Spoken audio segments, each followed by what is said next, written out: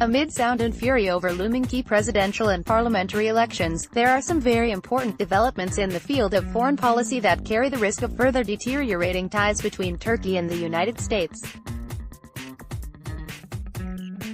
The state of bilateral relations between the two NATO allies constitutes a difficult complexity due to many mingled problems. The latest is a measure added to a U.S. Senate Committee Defense Policy bill by two senators, one Democratic and the other Republican, that stipulates preventing Turkey from purchasing Lockheed Martin F-35 Joint Strike Fighter jets.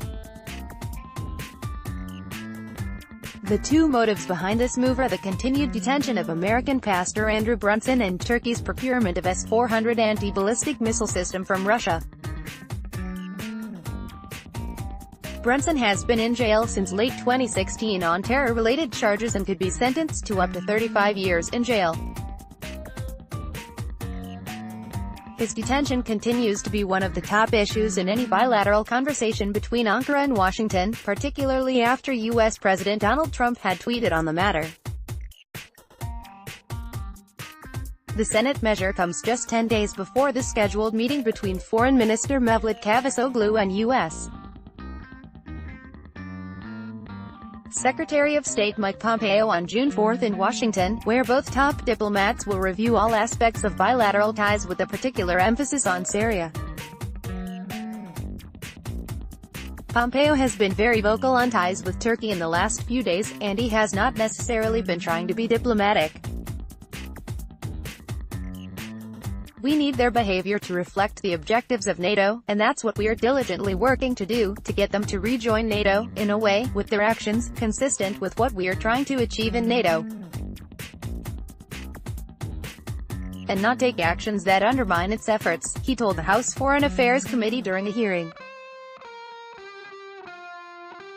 Calling on Turkey to rejoin NATO, Pompeo also said, "Turkey's trend is wrong."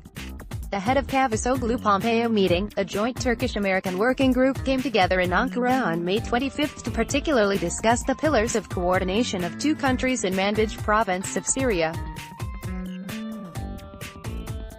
This is a good sign that diplomatic channels are still open, despite the fact that Turkey has withdrawn its ambassador to Washington for consultations after the latter's opening its embassy in Jerusalem. A draft deal between Turkey and the U.S. early this year suggested the withdrawal of Syrian Kurdish People's Protection Units (YPG) militants from Manbij to east of the Euphrates under the Manbij model, which could also be implemented in some other provinces in northern Syria. It is not certain whether the U.S. will agree to apply the same model to other provinces in Syria because of the fact that its partnership with the YPG is still ongoing and necessary for the full elimination of the Islamic State of Iraq and the Levant ISIL. At a meeting at the Senate Foreign Relations Committee, Pompeo touched on the situation in Syria and the ongoing row with Turkey, expressing his hope that U.S. and Turkish forces will avoid any risk from close encounters in northern Syria. His remarks should be interpreted in a way that the risk is still there and will remain so if bilateral efforts to resolve the situation fail.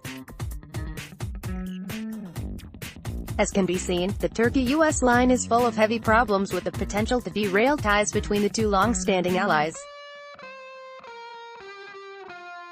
On Syria, there is an existing diplomatic channel that could come up with a positive outcome so that the risks in the field could be averted. Military sales. It is getting clearer that the U.S. will increase its pressure on Turkey to stop its NATO allies' procurement of S-400 air defense systems from Russia. The U.S. Secretary of State has bluntly said that Turkey has not yet deployed them on its soil, implying that there is still time to convince the Turkish government. This is why they are about to present a better offer for the sale of US-made Patriots to Turkey. The recent moves at Congress add yet another complication to this already messy situation. It's either F-35s or S-400s. Serkan Demirtaş, HDN, opinion, Turkey.